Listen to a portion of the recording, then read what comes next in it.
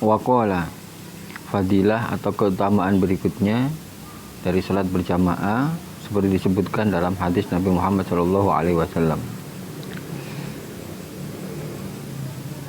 Man masya ila sholatin maktubatin fil jama'ati fayya kahajjatin, wa man masya ila sholatin tatawwa'in fayya ka umratin nafilatin.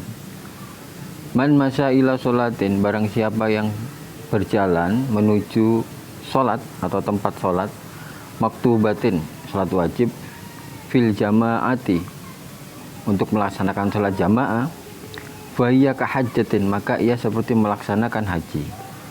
Waman masya ila sholatin, barang siapa yang berjalan menuju sholat tatawu'in, sholat sunnah ya, fayya ka umratin, maka ia seperti melaksanakan umroh, nafilatin, umroh sunnah.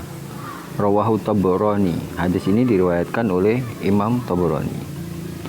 Jadi sholat berjamaah atau berjalan menuju tempat sholat berjamaah, masjid atau musola ya, saya kira karena ada kata masya di sini, tidak mungkin dari toilet atau dari tempat wudhu di rumah kita ke ruangan tengah atau ruang sholat ya, tapi dari rumah kita ke musola atau masjid untuk melaksanakan sholat berjamaah, maka pahalanya sama seperti melaksanakan haji ya. Luar biasa keutamaan sholat berjamaah. Bapak Ibu sekalian, banyak sekali amalan yang pahalanya sama seperti melaksanakan haji dan umroh juga ya. Disebutkan juga dalam satu hadis Nabi, barang siapa yang sholat subuh berjamaah, kemudian dia duduk sampai nanti pagi matahari terbit ya, kemudian menunggu sampai matahari berukuran 1 tombak, kemudian dia melaksanakan sholat 2 rakaat ya, sholat duha dalam hal ini, maka dia juga sama seperti melaksanakan haji. Atau di dalam hadis lain disebutkan, barang siapa yang pergi ke masjid atau musola ya untuk ta'lim seperti kita sekarang ini, atau belajar ilmu agama, maka dia sama pahalanya seperti melaksanakan haji. Pertanyaannya, kenapa bisa sholat berjamaah ya atau ta'lim atau berzikir setelah subuh tadi pahalanya sama seperti melaksanakan haji? Bapak Ibu sekalian, persoalan pahala ini adalah otoritas Allah Subhanahu wa Ta'ala, dan sudah ada petugas yang mencatat amal kebaikan, yakni malaikat ya. Malaikat siapa? Malaikat raqib ya, yang mencatat amal kebaikan. Jadi level pahala itu kira-kira bukan soal besaran harta yang kita keluarkan, juga bukan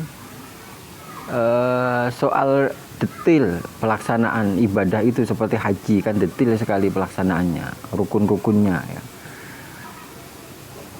Tapi ibadah tertentu nilai pahalanya pun bisa sama dengan ibadah yang membutuhkan energi yang sangat besar. Contohnya sholat berjamaah ini.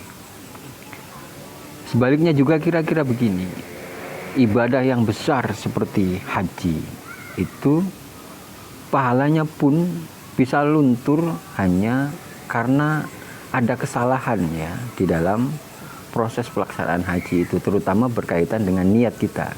Misalnya kita melaksanakan haji hanya karena ingin mendapatkan status sosial, atau kita melaksanakan haji tapi full selfie ya, setiap detail ibadah kita selfie ya, dari mulai sejak kita berangkat sudah selfie, kemudian ihram juga selfie, tawaf juga selfie, sa'i juga selfie ya, kira-kira itu juga akan menyebabkan berkurangnya pahala kita di dalam pelaksanaan ibadah haji, karena apapun dipamerkan ya. Katakan ini membuat malaikat raqib nganggur lah ya, mestinya dia mencatat amal kebaikan kita, karena kita sudah mencatatnya di sosmed, maka tidak jadi dicatat oleh malaikat raqib.